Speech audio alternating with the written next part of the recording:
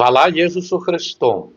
Сердечно вітаю вас, поважані сестри, поважані брати, на нашій передачі «Голос душі», яка єднає нас, об'єдновує і, лічуй, переконаний, освячає. І тому сьогодні, як протяг такого діалогу чи розважання про великую, знаковую особу слуги Божа Едварда Войніловича, який до сьогодні цим світляним таким шляхом іде і в нашому поколенні. Не кажу, що як цей світоч, промінь, костел Святих Симона і Олени для Мінська, для столиці, гостей, для всієї нашої країни. Тому вітаю сердечно шановного, вельми поважаного, славутого кінорежисера Владимира Орлова, славутого письменника, який написав так само много книг, яких варто поглядіти, прочитати, не тільки почитати, і отримати так само ще більш доповнену таку інформацію в адрес слуги Божого Едварда Войніловича. Вітаю вас сердечно. Добрый вечер. Добрий. Я по сутности буду цитировать свою книгу, якая вышла у 2023 году. И тут великий материал, який называется «Моя свеча каля иконы слуги Божого Едварда Войніловича». Але вось наближалася ўжо стагоддзе з дня свячэння касцёла чырвонага, і у нас з'явілася задума зрабіць аб гэтым фільм. І фільм наш называўся «Стагоддзе з бясконцым працягам». І мне яшчэ пашчасціла паставіць перед сваёй камерай людзей, якія былі далучаны да гісторыі касцёла, хаця проста як вернікі. Вось, напрыклад, Казімір Сакалоўскі, нараджэнне 1913 года. Ён жа памятае ўжо падлеткам, што рабілася ў гэтым касцёле. Вось ён сведчыць у маім фільме. В нашей семье все ходили в этот костел. Мама, папа, мы 6 детей. Все в Красный костел. На звоннице 4 колокола, я про это рассказывал, большой, средний и малый. И еще сигнатурка. Это звонил, когда сюда приносили покойника. На ночь ставили и нам молодым, и нам малым. Иногда разрешали звонить в 12 часов ночи. Это коли дорослым уже тяжко было узниматься на звонницу, тады пацанов посылали туды, каб яны ўжо так да-да-да. Пульт треба было, пультом. І вось пасля асвячэння гэтага касцёла і молитв вяртаюцца Эдвард и Олимпия у свае савічы. Конечно, завітваюць по дорозе на курган, моляцца там і асядаюць у сваім вот этим маёнтку, фальварку, які вот занатаваў яшчэ Наполеон Орда. У касцёле молились, вянчались, крестили дзяцей, несли туды свою радость и свои боли нейкие. Так бы уже, может быть, усё и шло. Але усяго 4 годы дзейнічаў касцёл, бо у 14 годзе пачалася Першая сусветная война. И, конечно, пачалося это все так само и на землях Беларусі. Тут самыя баі ішлі. Але вось яшчэ што Войнілович сведчыць, цікавае у яго нататках, у яго дзённіках такое сведчанне. Войніловичы атрымалі новых работнікаў, новых працаўнікоў, пленных из австрийской Силезии. И вось ён піша в своих успамінах. Они тут осели працаваць. И очень скоро произошла ассимиляция. Даже во втором поколении они уже освоили белорусский язык и заговорили на нем. Представляете себе, немцы, некие там австрияки уже...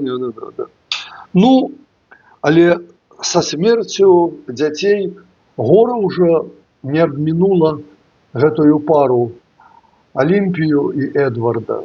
Ішла вайна, чырвоная пачалася навала. І вось у ноч з 19 на 20 лютага 1918 года дезертиры и некоторые из крестьян Савичей ворвались в имение. Были сожжены и родовые архивы, и библиотека из 5000 книг, и большая картинная галерея, что собирали паны 3 столетия, мебель, посуда, старинная одежда.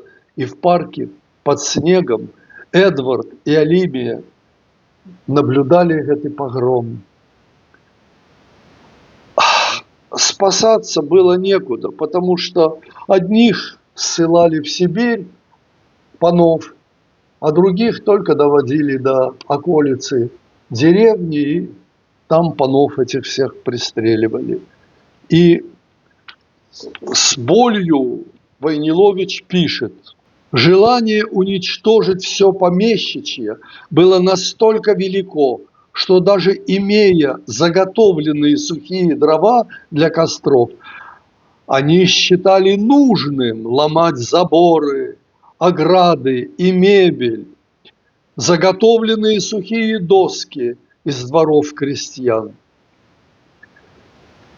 Чаму гэта такое? Вот просто раз калі гэта і калі гэта панскае, значит, трэба было ўсё знішчыць. Ведаеце, ксёндз, я сутыкнуўся з гэтым, калі здымаў свой фільм «Пракляты утульны дом» у Шчорсах, які належаў Храбтовічам. І калі капалі канаву под водопровод у дзіцячы садок, сталі адтуль даставаць зломки хрусталя, фарфора, ад мэблі, ад посуда, ад усялякага.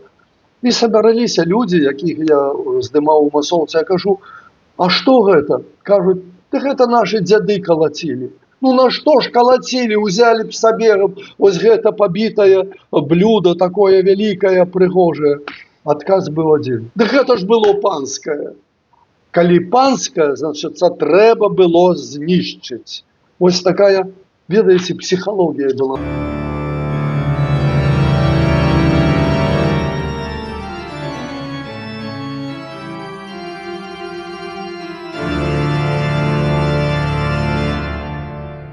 Ну што ж, яны збеглі пасля гэтага, ледзь-ледзь выратаваліся і укрыліся ў Польшы, у Любліне. Ну, у жніўні 19-го Мінск заняло войска польскае. Ну, Войниловичи, помолившися ў чарговым касцёле, у Савічах, паспрабавалі нешта узнавіць, але у сакавіку 21-го года парыжскай по дамове, якая была заключена ў Рызе, Рижский договор так называемый, подзялілі на двое Беларусь, и Савічы, и Минск, и курган гэты адышлі под Беларусь советскую. Вось і гэта ўсё сталі ў советской Беларусі. Граница пройшла просто по землях Войниловича, а у Савічах, ну, літаральна по гэтаму кургану, где были пахаваны дети и усе продки. Нават ён звлокі, рэшткі продкаў сваіх з Макранаў перанёс суды, каб усе і тут ужо на тым свеце памерлыя, каб на тым свеце таксама усе разам былі бы. Вось. Ну вось на гэтым, я думаю, на сёння мы на гэтай трагічнай ноце закончым мою порцию расповеду, и калі захотите яшчэ далей нешта прочитать, вось даю вам пораду прачытаць, набыць, яна танна каштуе. Ва ўсіх кніжных крамах яна прадаецца. Там шмат чаго дазнаецеся пра Вайніловічаў, пра іх уклад і пра іх жыццё. Больш таго, што мы сёння з Владзіславам Матвеевичам можам расказаць у нашых кароткіх, сціплых сустрэчах. Шчырае дзякуй вам, шановны спадар Владзімір, за вашу такую ахвоту, за гэтае дзяленне такой інфармацыяй.